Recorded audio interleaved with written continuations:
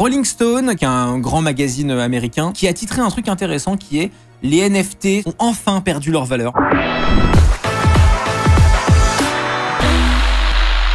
Donc ils sont très contents que ce soit terminé. Les NFT, c'est une technologie qui a fait couler beaucoup d'encre, surtout en négatif, pour des raisons que je comprends. Et avant de commencer cet article, je voudrais juste vous dire moi ce que j'en pense aujourd'hui. Moi, j'ai beaucoup changé là-dessus. En fait, quand le truc a commencé un peu à péter, j'en ai énormément rigolé, ce que je regrette aujourd'hui. Sincèrement, je pense que je me suis fait happer par un espèce de courant qui est extrêmement difficile à résister, qui est le courant de tout le monde en fait des blagues et les gens cool en font des blagues, donc ça doit être ridicule. Vous voyez ce que je veux dire? Et c'est extrêmement difficile de résister à ça mentalement parce que tout te mène à te moquer de la chose en question. Alors que parfois les gens ont tort. Et en gros, je suis passé de MPTDR des pingouins JPEG insupportables, MDR, tu vois, into, ah ouais, c'est quand même vachement intéressant, into, ok, j'ai des vraies critiques sur les NFT, mais qui sont ancrés sur des problématiques techniques sérieuses et précises et qui sont pas du tout impossibles à changer dans le futur d'ailleurs. Les gros problèmes que je vois avec les NFT aujourd'hui, bon, évidemment, je mets complètement de côté toute la partie spéculation, machin et tout nana, parce que c'est évidemment de la merde, j'ai même pas envie de passer 50 ans là-dessus, même si ça a été la grande majorité de l'usage, il faut être honnête aussi. Qu'est-ce que c'est aujourd'hui concrètement? C'est un moyen d'ancrer sur une blockchain de l'information représentée par un JPEG ou par ce qu'on veut. Et en gros, moi, le gros souci que j'ai avec les NFT, c'est que vous allez ancrer l'image dont vous êtes censé être propriétaire dans la chaîne, mais vous n'allez pas vraiment ancrer l'image, vous allez ancrer une URL vers l'image. Ce qui est totalement autre chose, c'est-à-dire que moi, le gros problème que je vois avec les NFT, c'est que l'image qu'on est censé acheter, entre guillemets, elle n'est pas stockée dans la chaîne. C'est juste un lien vers l'image, ce qui est complètement éclaté au sol parce que du coup, c'est absolument pas décentralisé puisque le serveur qui héberge cette image, déjà, il peut rediriger l'image vers une autre image. Ça a été fait pour troller des gens et c'est très drôle. Il peut aussi tomber en désuétude, être down ou je sais pas quoi. C'est absolument pas décentralisé, c'est un peu éclaté. L'autre truc aussi, c'est qu'on m'a beaucoup dit, ouais, mais regarde, il y a plein de projets crypto très intéressants qui, grâce aux NFT, font de la tokenisation d'actifs. Alors, si vous n'avez pas connu ce délire LinkedInos, la tokenisation d'actifs, c'est quoi? C'est de représenter via un token NFT un investissement dans le monde réel. Par exemple, vous êtes propriétaire d'une maison, et ben le titre de propriété il est mis on-chain. Et quel est l'intérêt de faire ça? C'est pas seulement de la branlette, il y a un vrai intérêt, je trouve, c'est vrai, c'est que ça rend le titre de propriété d'une maison, par exemple, beaucoup plus liquide. Aujourd'hui, si vous voulez vendre une maison, c'est un processus qui est long, qui est compliqué, qui coûte cher, il faut aller voir le notaire, ça prend des semaines, c'est chiant. Là, le fait que ce soit représenté par un token, ça permettrait effectivement de l'envoyer à d'autres gens de manière très rapide, voire même de le déposer sur un protocole pour obtenir un emprunt sur sa maison, une hypothèque, le tout à minuit et demi en un quart de seconde. Ok, ça j'entends, utile, pourquoi pas. Virgule, il y a quand même un gros problème avec ça, c'est que c'est bien mignon de mettre un titre de propriété sur la blockchain pour une maison. Deux problèmes. Un, voilà, donne ta maison. Voilà, quelqu'un vous braque avec un couteau et vous demande d'envoyer le NFT, il est désormais propriétaire de votre maison. C'est un problème. Et le deuxième truc, c'est quelle est la représentation légale de ce truc-là? Parce que si on a quand même besoin de l'État, des notaires, etc. pour authentifier que ce token est bien le bon, et ben ça n'a aucune forme d'utilité en fait. Ça n'a aucune forme d'utilité. C'est juste une opération supplémentaire par-dessus le notaire et tout le foutoir qu'il faudra faire quand même. Donc oui, mais vite fait. Tu vois, en tout cas, c'est des questions qu'il faut se poser, tu vois. Donc voilà. Et ensuite, pour terminer un peu là-dessus, tout à la fin de la hype un peu des NFT, il y a eu une technologie que moi j'ai trouvé beaucoup plus intéressante, qui est celle des ordinals et des BRC20. Pour vous la faire très bref, c'est des NFT, mais cette fois-ci sur la blockchain Bitcoin. Et pourquoi c'est intéressant? Non pas parce que je suis Bitcoin maximaliste, et du coup tout ce qui est Bitcoin j'adore, mais parce que je trouve que l'approche technique du protocole ordinal est beaucoup plus intelligent puisque au lieu de stocker un lien vers l'image sur la chaîne, on va directement encoder la donnée sur la chaîne. Donc l'image en elle-même ou ce que vous voulez représenter est directement encodé on-chain et pas seulement un lien vers l'image. Donc je trouve que ce qu'on appelle les tokens BRC20 ou les ordinals, je trouve que c'est technologiquement bien mieux foutu que les NFT qu'on a vu passer pendant toute la hype. Mais c'est arrivé après la hype, donc tout le monde s'en branle des BRC20 aujourd'hui.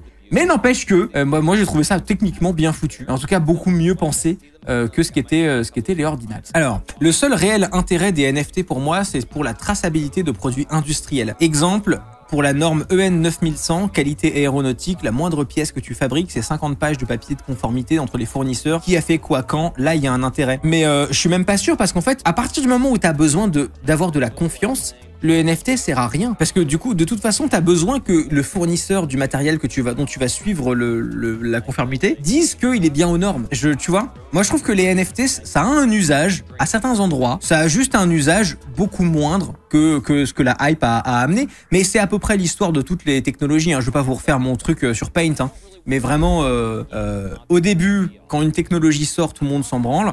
Ensuite, c'est la grosse hype. Tout le monde veut faire de l'argent avec et tout le monde dit que ça va être absolument partout. Ensuite, ça redescend. Et puis, petit à petit, quelques années après, on trouve les endroits où c'est effectivement utile. Ce sera pas partout, ce sera pas un délire utilisé absolument partout.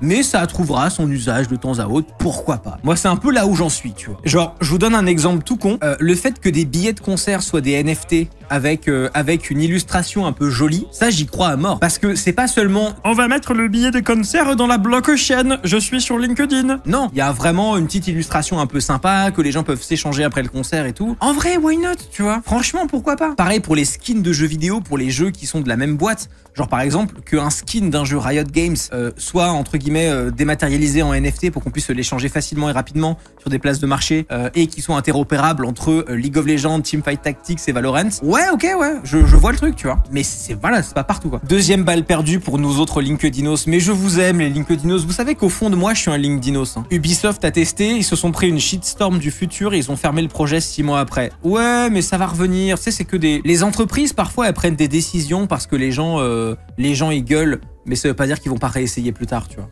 En vrai, moi je pense. Oh! Honnêtement, des grosses boîtes utilisent des NFT encore pour une vraie utilisation utile. Ouais, il y en a quelques-unes en vrai. Je voulais répondre aussi, dans le cadre de billetterie, afin de mieux contrôler le marché noir, le NFT pour avoir un intérêt, qu'en penses-tu? Je suis pas persuadé que ça serve à quoi que ce soit pour le marché noir, parce que de toute façon, pour la billetterie, quand tu scannes le billet à l'entrée du concert, tu peux déjà voir en base de données lesquels sont les vrais et les faux, donc je vois pas vraiment l'utilité hein, dans ce cas précis. Ça t'intéresse pas que le gouvernement français veut investir dans les NFT avec nos impôts, 3 petits? Bah non, c'est juste que je sais pas du tout de quoi tu parles. Quoi, c'est une annonce récente? Macron va faire du NFT? Attendez, parce qu'il faut vraiment que je lise mon putain d'article. Ok, mettez ça de côté une seconde là. Le côté de l'État français veut faire des NFT, je suis pas au courant. Laissez-moi lire mon article et voilà, on a fait une prédiscussion très bien, mais faut que j'arrive à avancer. Alors, parce qu'en fait, merde, c'est pas la bonne scène.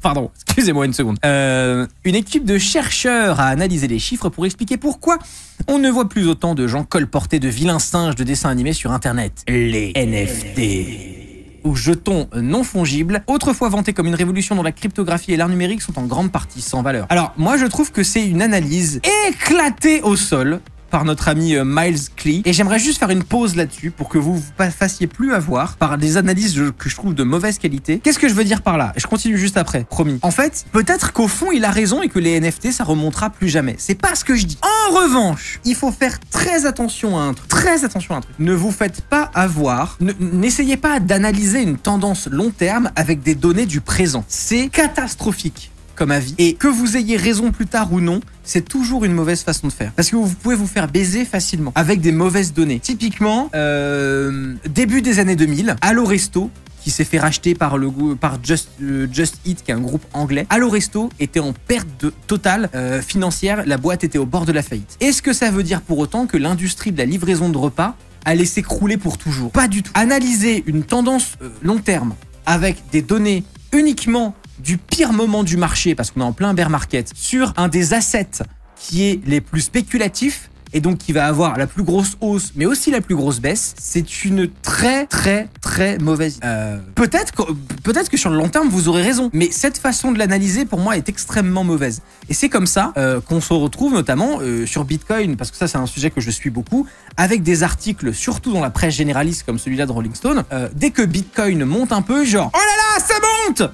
Et dès que Bitcoin redescend, oh là là, ça descend! Et en fait, ça empêche la réflexion de penser comme ça, en fait. Et vous pouvez retrouver, et pour le coup, c'est pas contre eux, je comprends, c'est comme ça que fonctionnent les médias, parce qu'ils font de l'actualité de maintenant et tout.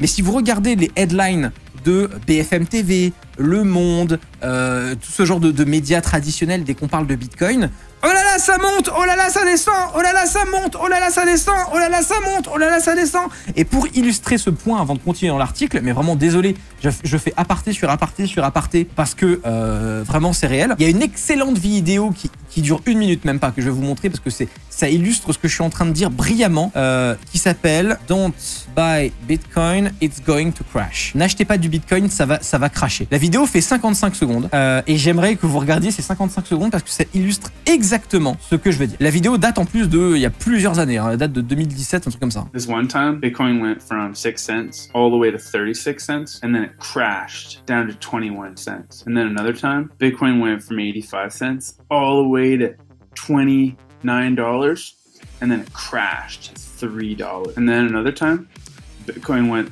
all the way to $213, and then it crashed all the way to $70. And then another time, Bitcoin went all the way to $1,100, and then it crashed all the way to $239.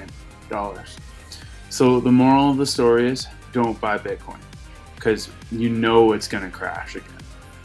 Et je trouve que c'est une belle façon de le dire. Tout ça, c'est des cycles. Il y a des cycles de marché. Et en fait, si tu veux, oui, c'est passé de 30 centimes à 200 balles. Ça a craché à 4. Puis de 4, c'est allé à 1000. Ça s'est craché à 200 et tout. Mais au final, si tu regardes sur le temps long, Bitcoin, c'est l'asset qui a le mieux performé des 10 dernières années. Et c'est comme ça. C'est un cycle.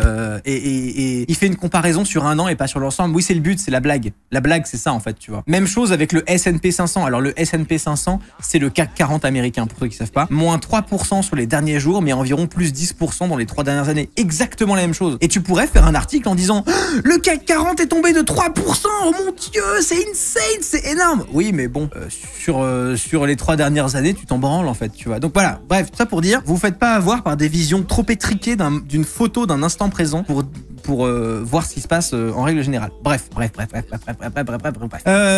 Dead NFTs, the evolving landscape of the NFT market est un nouveau rapport de Dap Gamble, une communauté d'experts en finance et en technologie blockchain. Après une analyse de 73 057 collections NFT, les auteurs ont découvert que 69 795 d'entre elles ont une capitalisation boursière de 0 Ether. Ce qui n'est pas étonnant, puisque la plupart des collections NFT étaient soit des scams, soit des trucs qui servaient à boursicoter, parce que c'est la première vague de cette nouvelle technologie, et donc la première vague d'une nouvelle technologie. Citez-moi une seule technologie dont la première vague ne s'est pas crashée à 98,9%. C'est-à-dire que, oui, à chaque fois qu'il y a eu un truc nouveau, toutes les boîtes et tous les projets qui s'y sont essayés se sont quasiment tous pété la gueule. À l'époque de la bulle internet, les seuls qui ont survécu, c'est eBay et Amazon, effectivement. Est-ce que ça veut dire que pour autant, il n'y avait pas de marché de sites internet? Je suis pas sûr, quoi, tu vois. De plus, l'offre a largement dépassé la demande de NFT. Seuls 21% des collections incluses dans l'étude peuvent revendiquer la pleine propriété, ce qui signifie qu'environ 4 collections sur 5 restent invendues.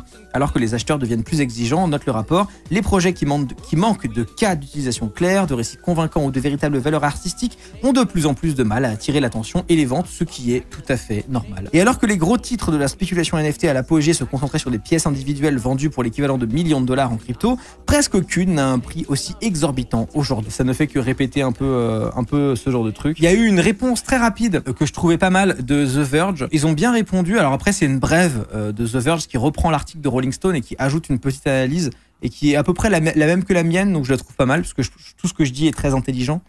Comment se tromper de 5% sur les NFT? Cet article de Rolling Stone, qui tire une sorte de rapport, affirme que 95% des NFT ne valent rien, ressemble presque au soleil de la réalité, jetant un coup d'œil dans le monde de la cryptomania. Le seul problème, même les personnes qui vendent des NFT disent depuis longtemps que presque tous ne valent rien. C'est vrai, dans les communautés NFT, ça se disait aussi beaucoup. Généralement, les personnes qui disent cela impliquent que leurs propres NFT font partie des 5% spéciaux, ce qui est aussi vrai. Et l'article inclut toujours les affirmations des promoteurs de NFT pour lesquels les jetons pourraient être utiles, billets de concert, billets de jeux vidéo, etc. Alors ça, j'avais pas vu la fin, c'est très drôle. Il ne mentionne pas non plus que Rolling Stone, donc le magazine qui a fait cet article, a fait la promotion de Basie, donc la plus grande collection de NFT, avec un numéro en édition limitée en 2021, suivi d'une deuxième collaboration l'année dernière. Bon, c'est très drôle de voir que Rolling Stone, qui critique le marché, a eux-mêmes fait des NFT. C'est vrai que c'est un petit peu rigolo. On va pas se mentir, on va pas cacher notre plaisir. Mais voilà, en fait, moi, j'ai pas envie de me positionner en en grand défenseur des NFT en mode ah ces boomers de journalistes n'ont rien compris. En vrai, je sais pas. Je suis moins critique qu'avant. Les critiques que j'ai envers ces technos, elles sont fondées sur des vrais problèmes techniques. Et je suis vraiment curieux de voir les solutions qui y sont apportées, notamment Ordinal. Moi, je trouve que c'est une bonne solution technique, tu vois. Mais voilà, j'ai un regard curieux. Et vous savez à peu près tout voilà, sur ce sujet maintenant. Et on peut en débattre tranquillement ensemble. Alors, faut vraiment faire l'inverse de ce que racontent les médias. C'est ouf. Bah, dans la finance... c'était un peu un mème en 2008. Faut faire l'inverse de CNBC. C'est ouais.